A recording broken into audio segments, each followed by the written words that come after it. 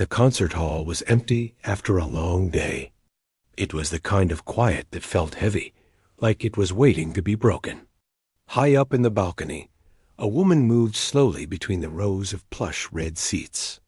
Her name was Alana. She carried a canvas tote bag full of cleaning sprays and soft cloths. She was careful, almost reverent, as she wiped away the dust and the ghostly fingerprints left behind from the evening's audience dot down on the main floor. Under the single bright work light on the stage, a man sat at a grand piano. This was Aris. He was a well-known pianist, a man people called a maestro. His fingers, long and expressive, danced over the keys, but not with their usual flow. He was stuck. A particular passage in a Rachmaninoff piece was giving him trouble. The notes were fast and tangled, like a knot he couldn't undo. He played the same few bars over and over, the sound sharp and frustrated in the big, dark space. Clunk, clunk, clatter. A soft sound from the balcony made him stop. He looked up, squinting against the stage light. He saw Elena, frozen mid-step. She had knocked a forgotten program off a seat. "Sorry, Maestro," she called down, her voice barely a whisper that still carried in the silence. "I didn't mean to interrupt." Aris waved a hand, not unkindly. "It's fine. This piece is interrupting itself." He sighed and stretched his hands.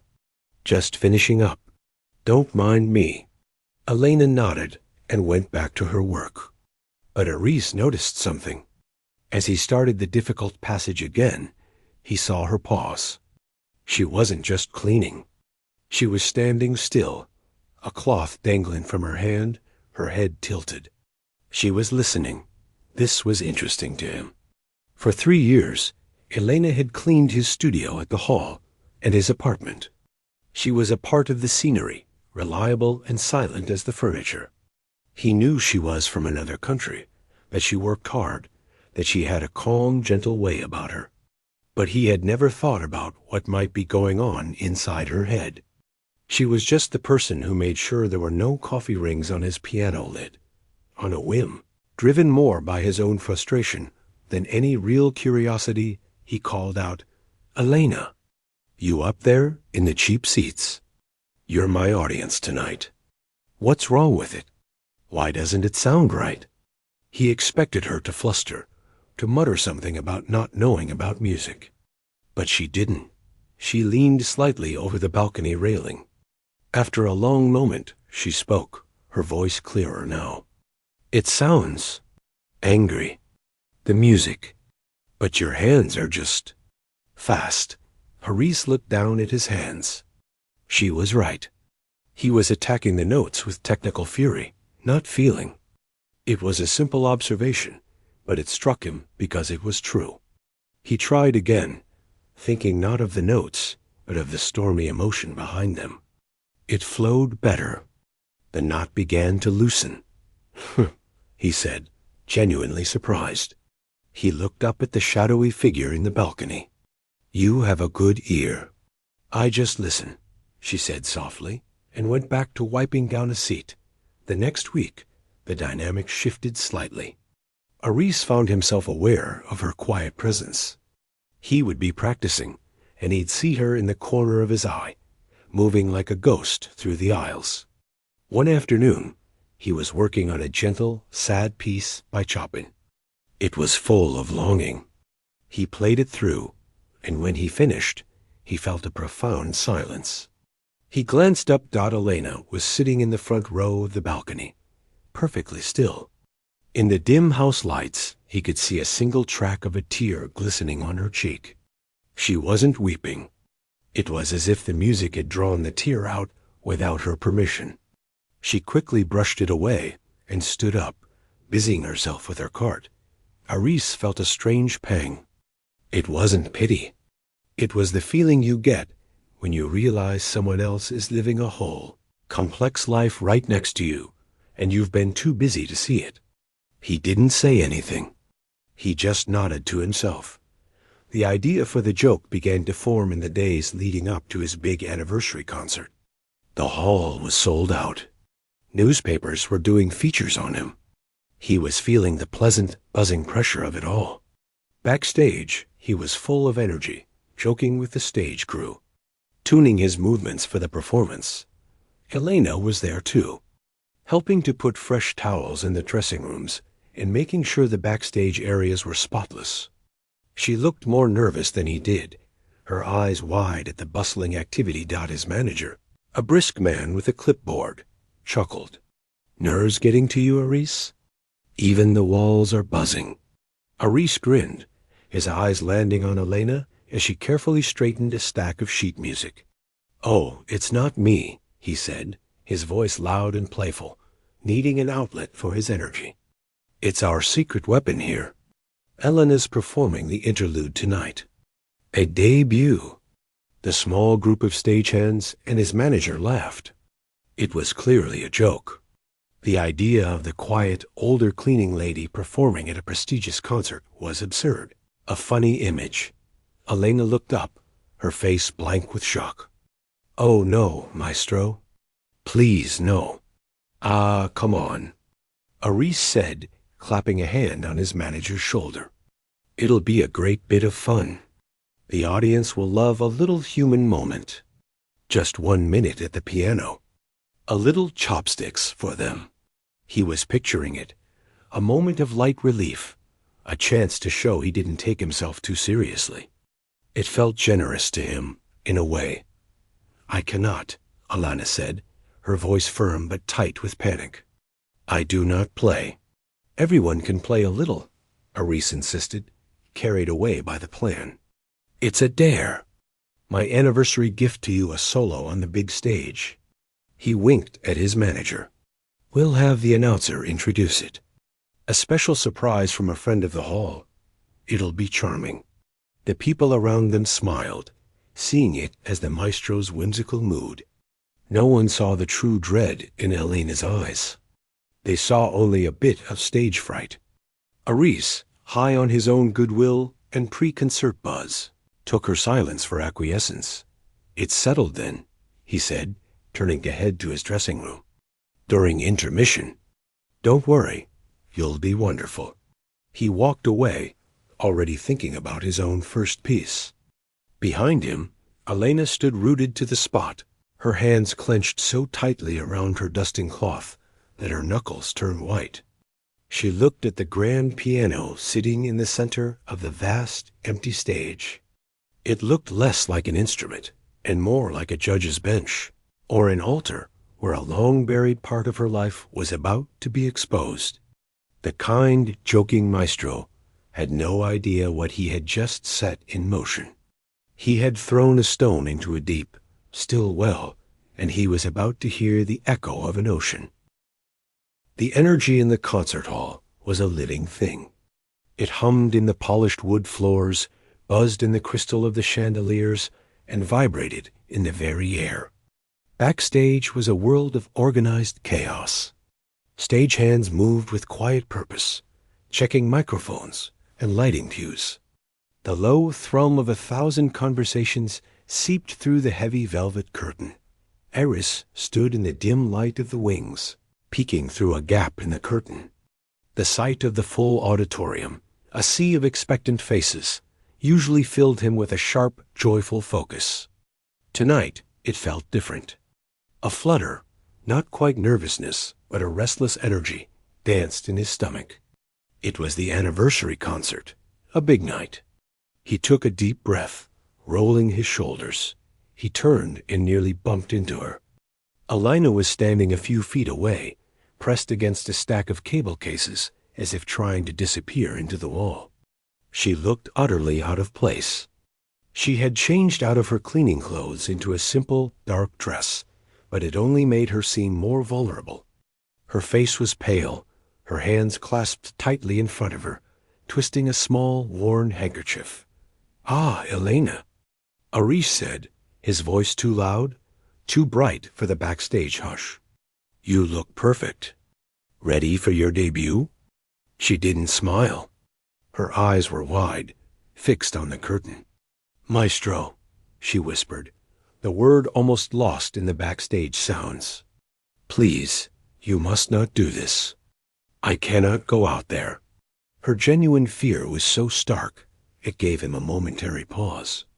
But he was already dressed in his performance mindset. He saw it as a simple case of stage fright, something he'd coached young students through 100 times.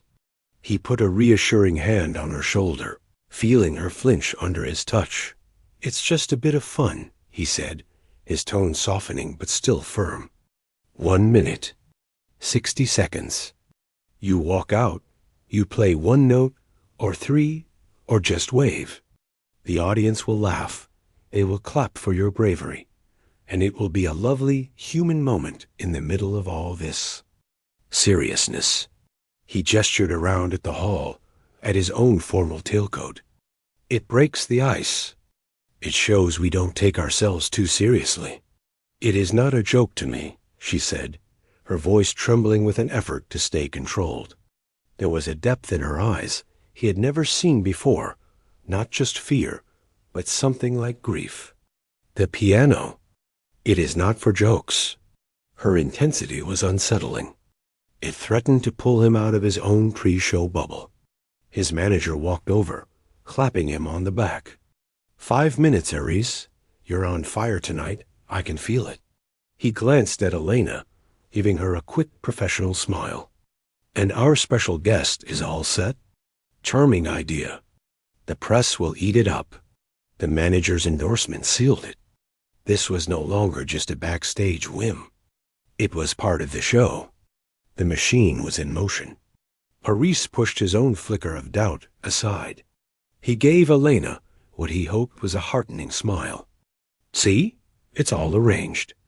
Just follow the announcer's cue. You'll be wonderful."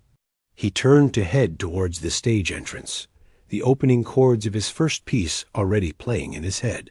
He didn't see the way Elena's shoulders sank, as if the weight of the entire hall had just settled on them.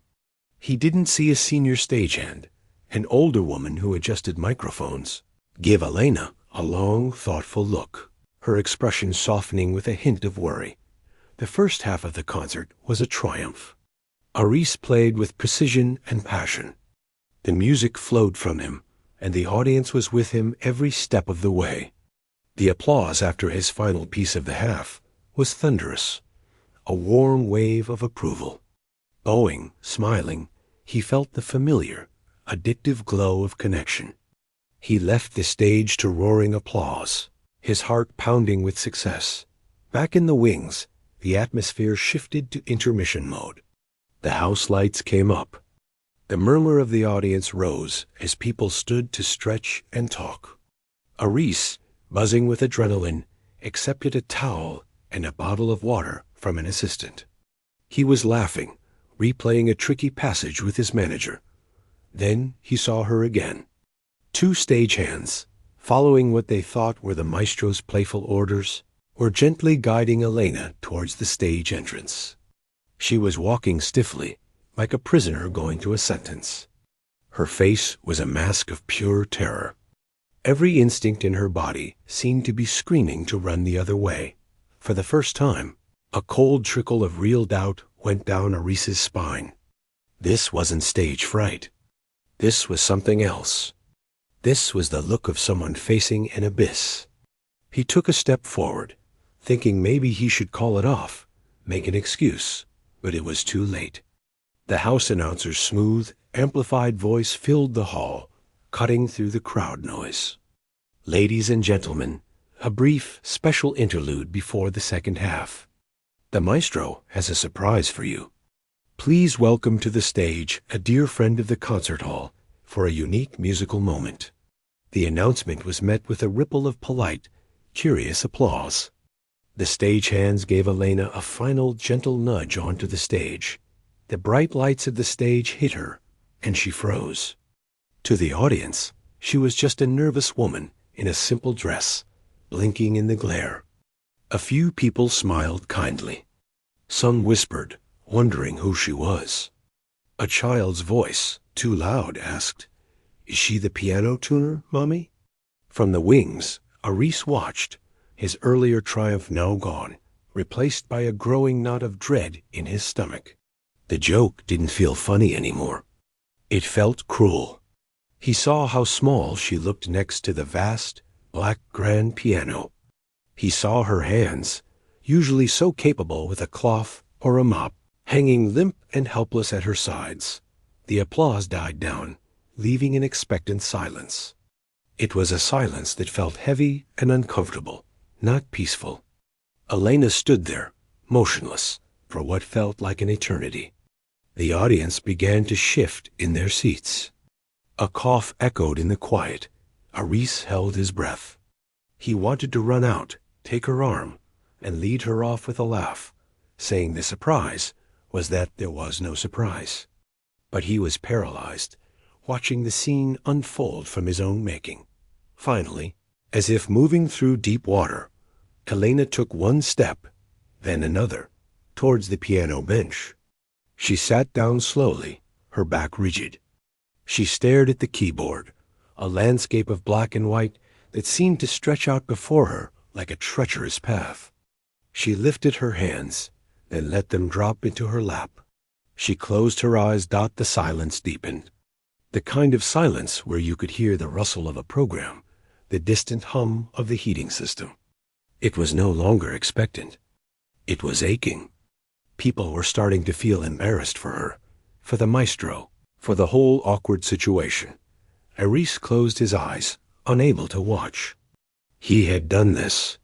He had taken a quiet, private person and thrown her into a spotlight she never wanted, for a laugh that had already died in his throat.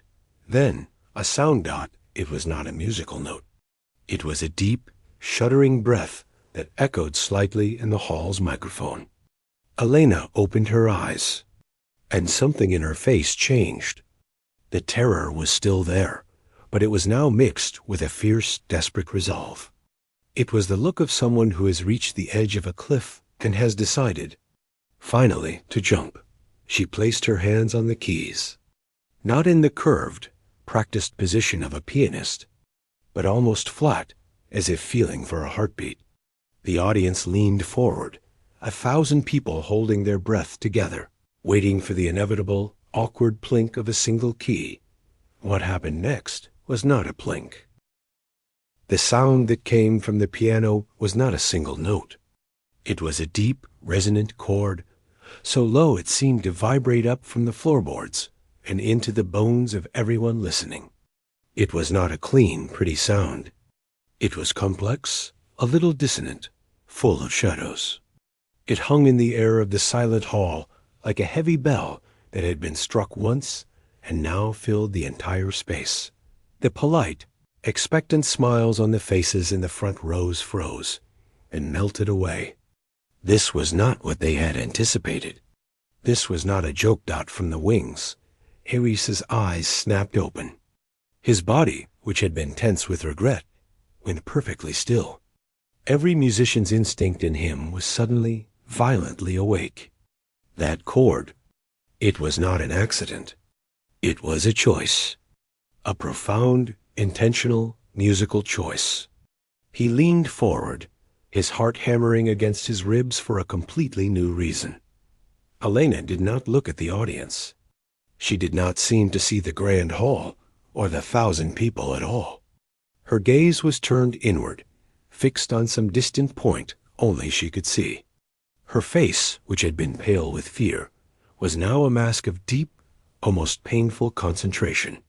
The initial chord faded, and her left hand stayed down in the bass, holding a deep, pulsing rhythm.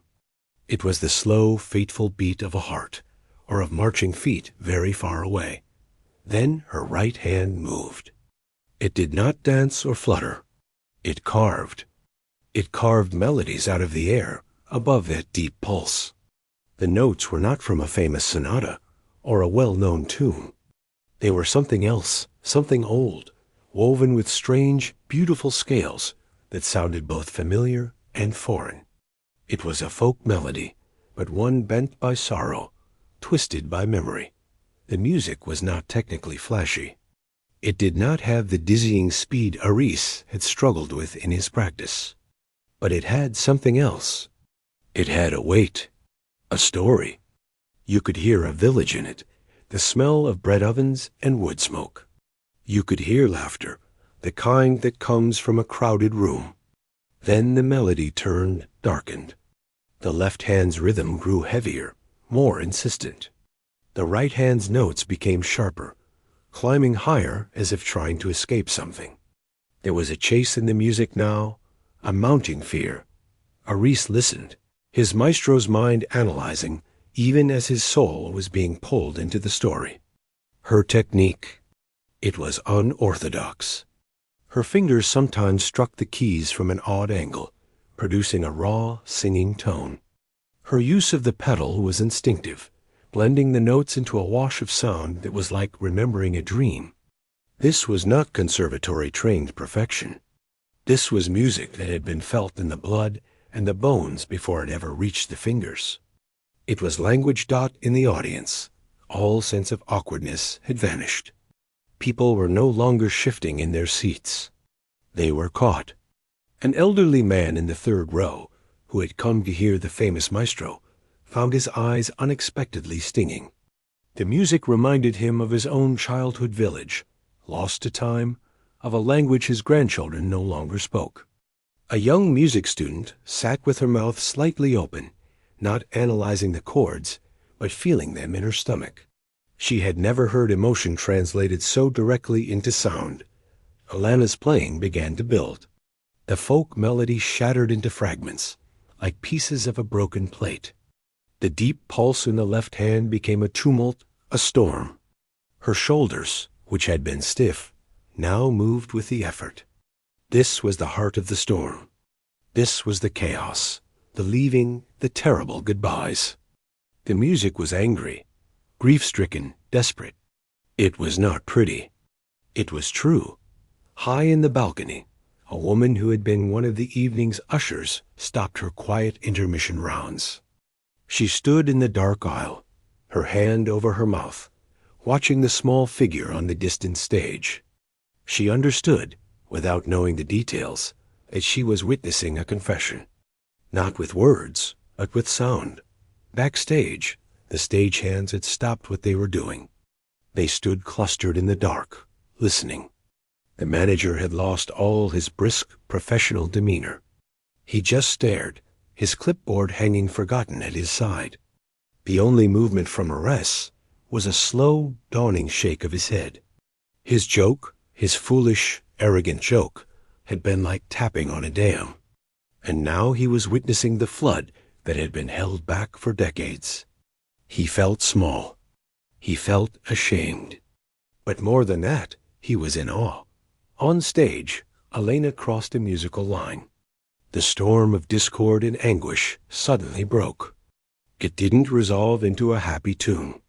It dissolved into something worse. A haunting, empty silence held within a single, sustained high note from the right hand, while the left hand played a simple, aching series of intervals. It was loneliness. It was the sound of a train station after the train has gone, of a room after everyone has left. It was so quiet, the audience had to strain to hear it. A child, who had been fidgeting earlier, was now perfectly still, leaning against his mother. This quiet, lonely section was the most devastating of all. Tears were now flowing openly on many faces. They weren't crying for her. They were crying with her, and for whatever loss their own hearts understood, and that melody. Then, slowly, a change. The left hand began a new pattern, still slow, but steadier. A foundation. The right hand began to search. It found a fragment of the original folk tune, but it was different now. It was weathered. It was not the joyful tune of the beginning, but it was not the broken shards of the middle either. It was a memory that had been survived. It was scarred, but it was whole. The music began to climb, not with joy, but with a hard-won, fragile hope. It was like the first green shoot after a fire. Elena's body relaxed into it. The terrifying concentration on her face softened into something else. A deep, weary sadness, but also a kind of release. She was playing her way out of the storm and into a calm, gray dawn. The final notes were simple, clear, and rested on a chord that was neither major nor minor, but somewhere in between. A chord of acceptance. Her hands lifted from the keys and settled softly in her lap. The last note faded into the absolute silence of the hall. For a long, long moment, nothing happened. No one clapped. No one moved. The audience was suspended, caught between the world of that story and the world of the red velvet seats. They were not sure what they had just witnessed, only that it had been real, and it had changed the air in the room. Elena sat there, head bowed, her shoulders rising and falling with slow, deep breaths. She looked exhausted, emptied out. The bright stage lights shone down on her, a solitary figure who had just given everything she had, thinking it was a sacrifice, not knowing it was a gift out in the wings. Harris finally moved. He took a step forward, his own eyes wet. He wasn't thinking about the second half of his concert. He wasn't thinking about the reviews. He was only thinking of the woman at the piano and the ocean of talent and pain he had so carelessly asked her to show. And he knew, with a certainty that chilled him, that the performance was not over. The hardest part was yet to come. The silence after the final note was not empty. It was thick, full of the echoes of the story that had just been told. For a full 10 seconds, no one in the grand hall made a sound. It was as if everyone had forgotten how to breathe. Elena sat at the piano, her head still bowed. The immense effort seemed to have hollowed her out.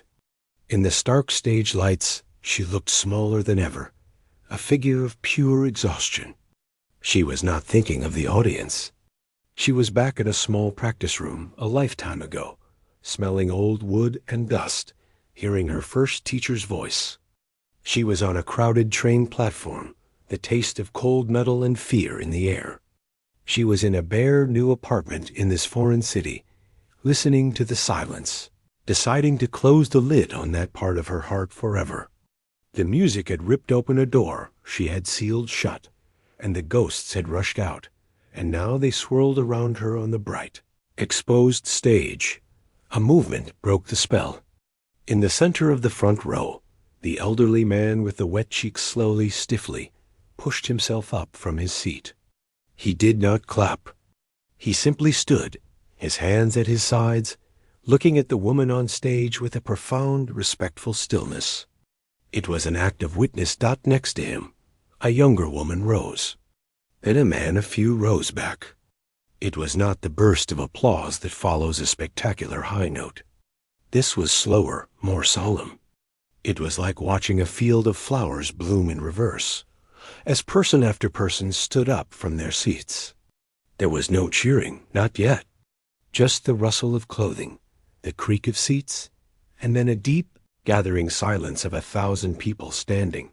The sound began as a low rumble like distant thunder.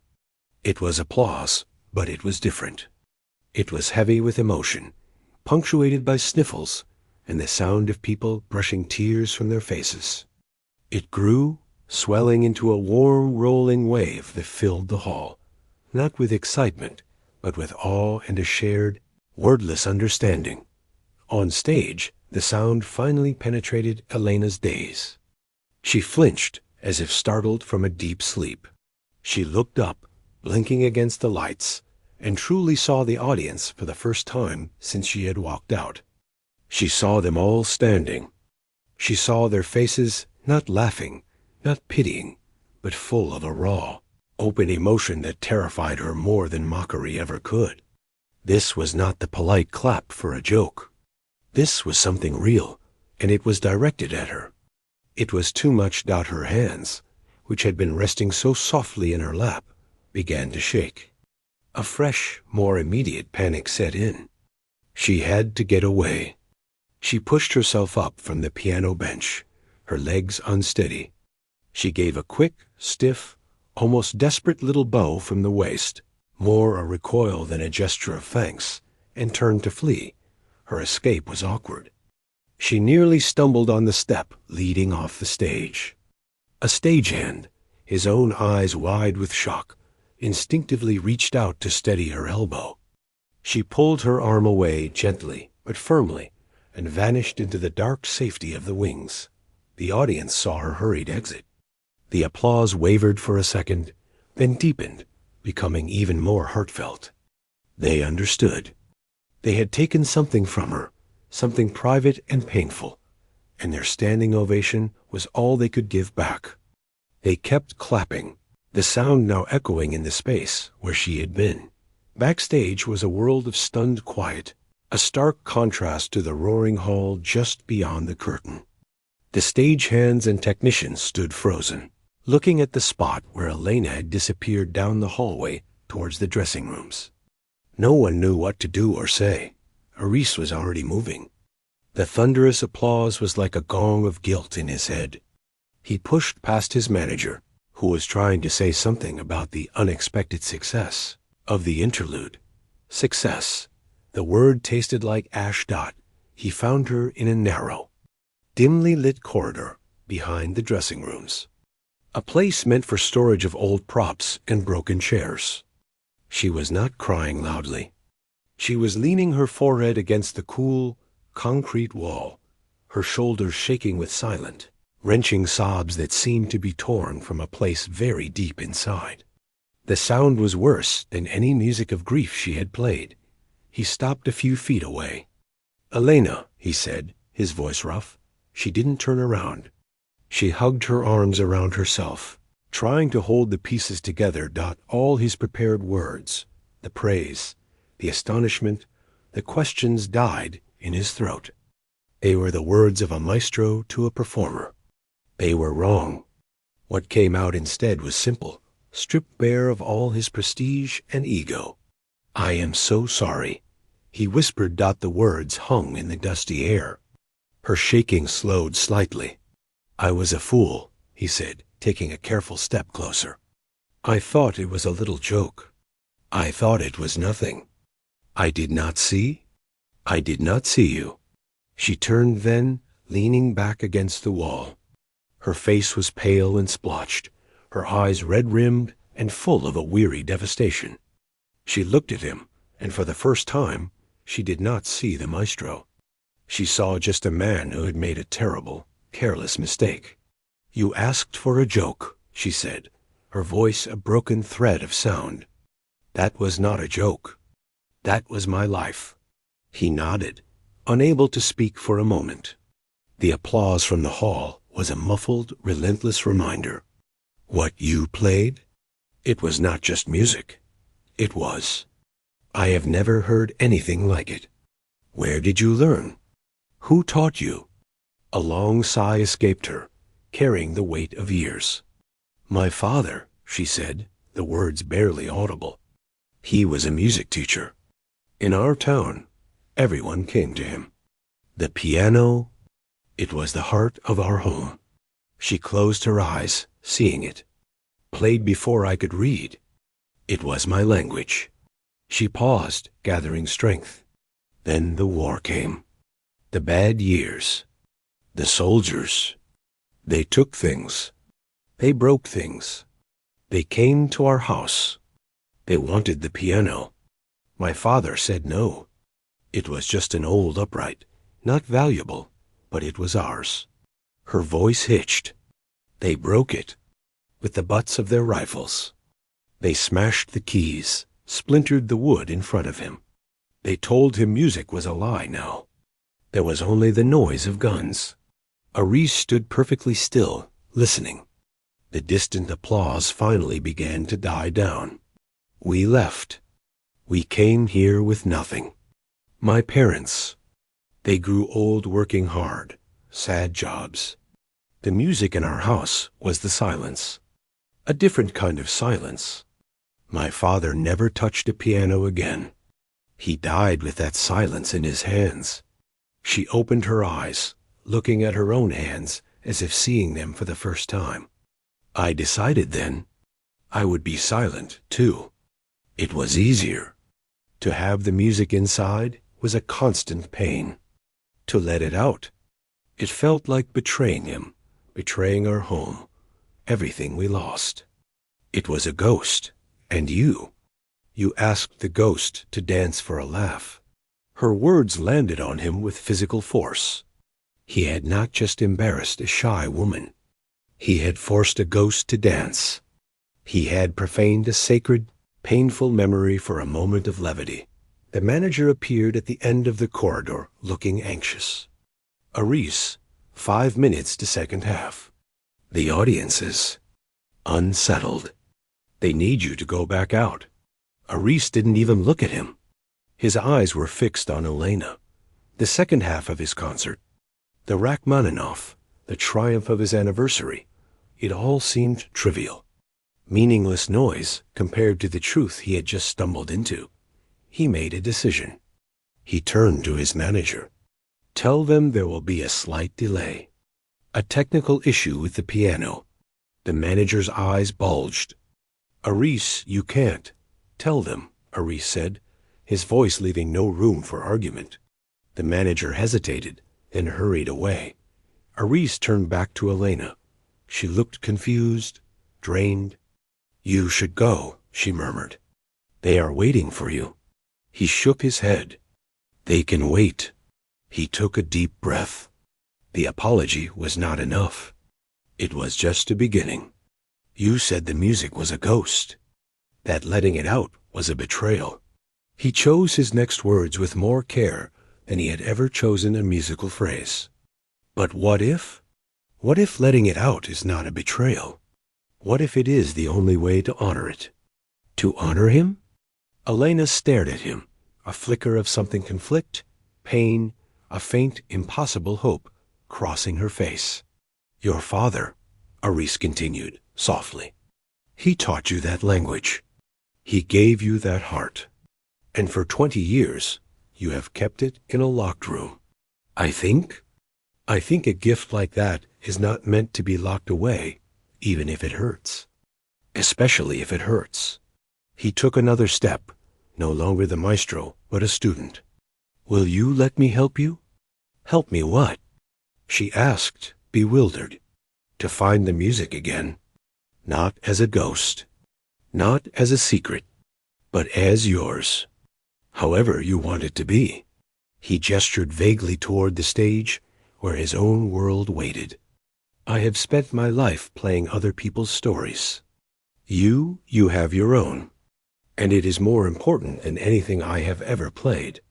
In the quiet of the dusty corridor, with the muffled coughs of the waiting audience seeping through the walls, a long-buried seed, cracked open by trauma and sheer necessity, began, for the first time in decades, to feel the faint, terrifying possibility of light. The world did not change overnight. The morning after the concert, the sun rose on the same city. Elena woke up in her small, quiet apartment, the silence feeling different now. It wasn't the quiet of things buried. It was the quiet after a storm has passed, leaving everything raw and clean, but exposed. The concert hall was buzzing, but not with the usual gossip.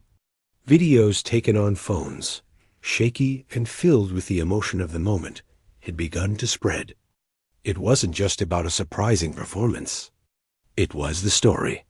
The cleaning lady, the maestro's joke, the profound, heartbreaking music that followed. People shared it with captions like, "Never judge a book by its cover," and "the most real thing I've ever witnessed." The local newspaper ran a piece titled, "The Interlude That Stole the Show." Aris read the articles with a complicated feeling. There was relief that the narrative was kind, that Elena was being called brave and a hidden genius, not mocked. But he also felt a protective anger. They were talking about her pain as if it were public property. He made sure his manager declined all interview requests on her behalf. She needs peace, was all he would say.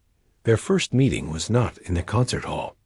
He asked to meet her at a small, neutral cafe near her apartment. She arrived looking wary, dressed in her ordinary clothes, a shield of normalcy. He was already there, 2 untouched cups of tea between them. "How are you?" he asked, and it was a real question. "Tired," she said honestly. and strange, like I am outside of myself, watching. He nodded. The music, what you played, it has been inside you for a long time. Letting it out is like an operation. There is a recovery. She stirred her tea, not drinking. You said you wanted to help. What does that mean? He had thought about this constantly. It means whatever you want it to mean. No pressure. No concerts. No audiences. He leaned forward a little.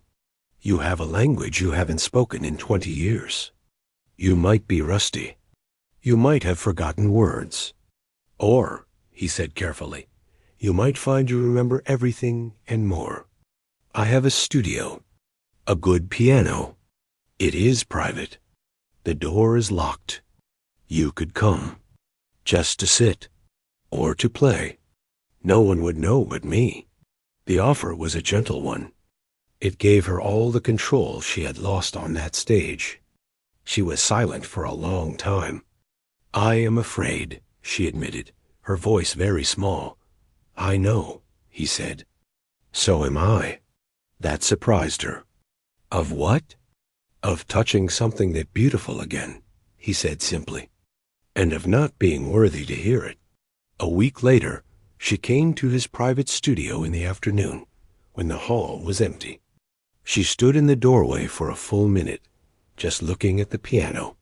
It was smaller, less intimidating than the concert grand. Aris was not there. He had left the key with a trusted stagehand and made himself scarce. Understanding she needed true solitude, she walked to the piano, her footsteps loud in the quiet room. She lifted the cover over the keys. She sat, and for a long time she did nothing. She just breathed. Then she played a single scale.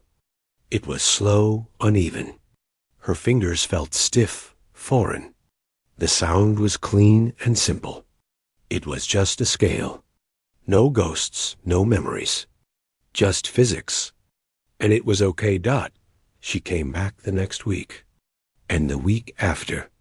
Sometimes she played exercises.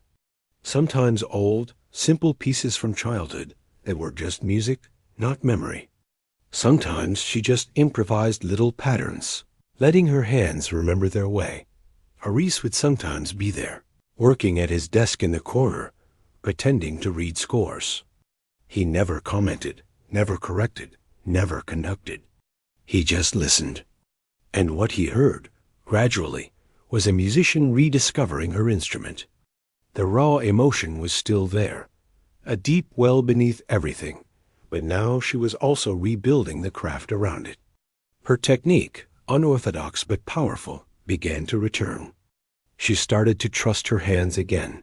One afternoon, she was working through a difficult passage of chords, her brow furrowed in frustration, without looking up from his papers. Aris said quietly, "Your thumb is too tense on the pivot.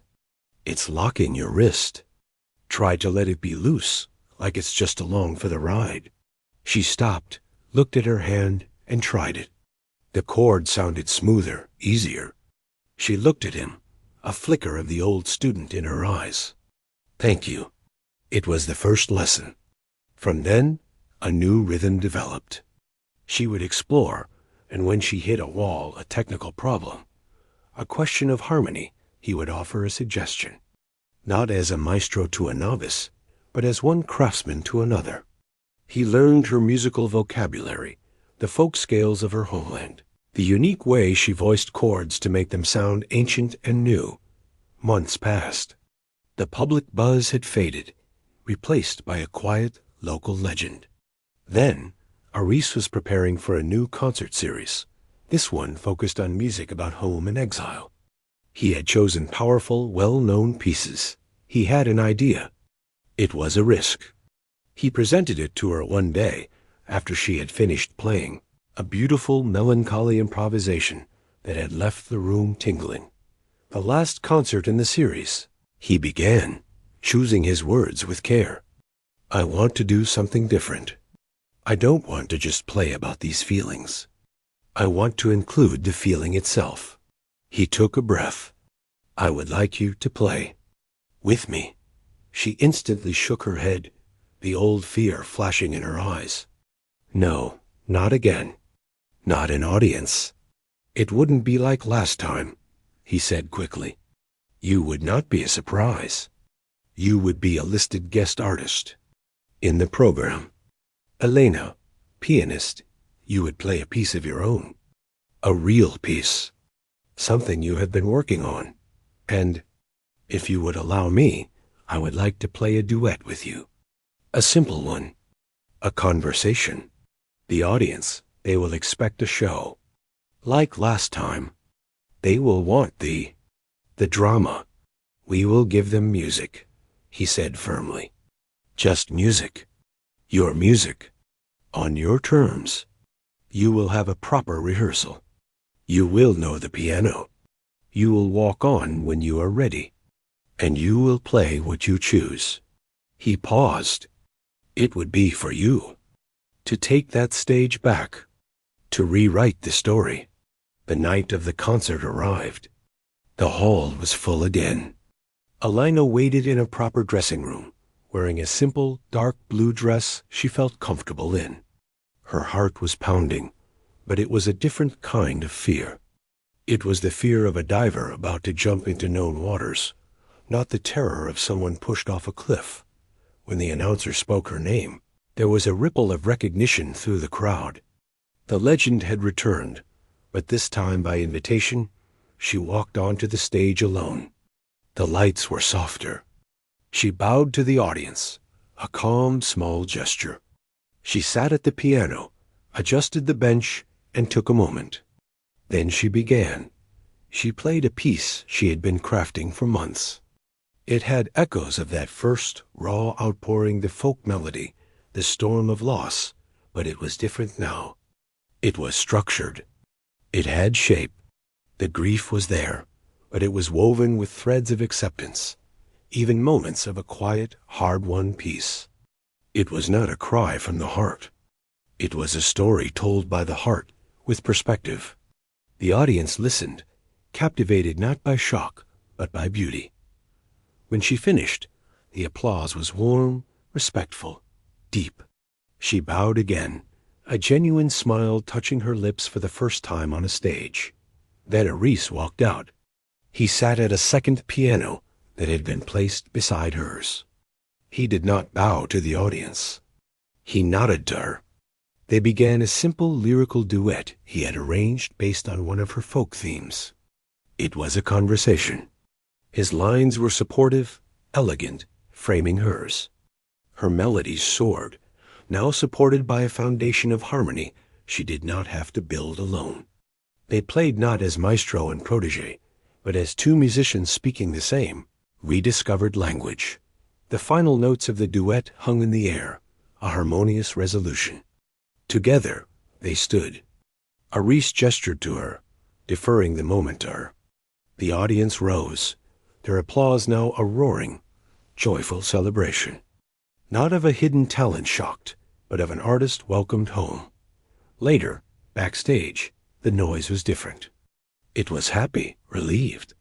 Elena felt light, a weight she had carried for 2 decades finally, fully set down. Aris found her, his face lit with a pride that had nothing to do with himself. You rewrote the story, he said. She looked at him. The kind, foolish man who had accidentally broken her open and then, with great care, helped her put the pieces back together into something stronger. We did, she said. And for the first time, she reached out and took his hand, giving it a brief, firm squeeze. It was a thank you and a goodbye to the past. The piano was no longer a ghost. It was just a piano, and she was just a pianist, finally ready to begin.